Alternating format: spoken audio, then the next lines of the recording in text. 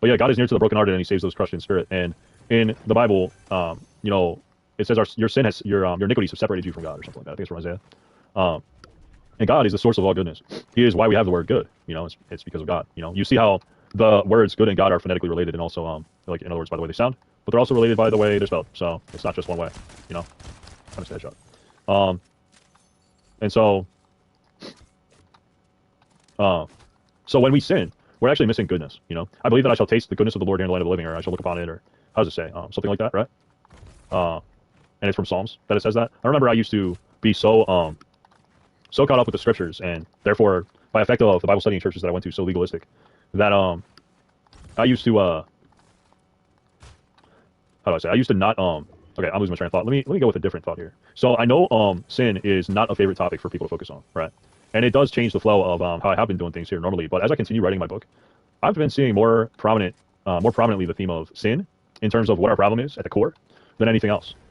And it's not about merely the enemy deceiving us. That's something like what he does is a little bit outside of our control, right? Like we can control ourselves, and that's it.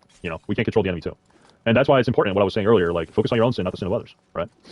It's because we only have jurisdiction over what God gave to us, which is our lot, our portion, and we need to walk in light of that rule, that law, that truth. Because if we don't, then we're overextending ourselves, and we're not accurately and adequately how do I say? We basically misuse and abuse God's body, because we judge one another with poor judgment, wrong judgment, and we don't want to be treated that way for ourselves. So why would we treat others that way? You see what I'm saying? And it is theological. There's a lot of implication that goes with such a statement, such a reality.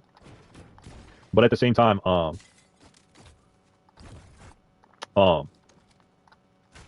the implications for it. Hello, welcome whoever joins. The implications for it are vast.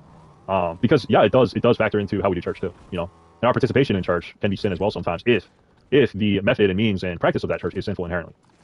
And then it becomes incumbent upon us to understand what is church. What does it mean to worship God? Why do we worship God, and how do we know for ourselves that it's true?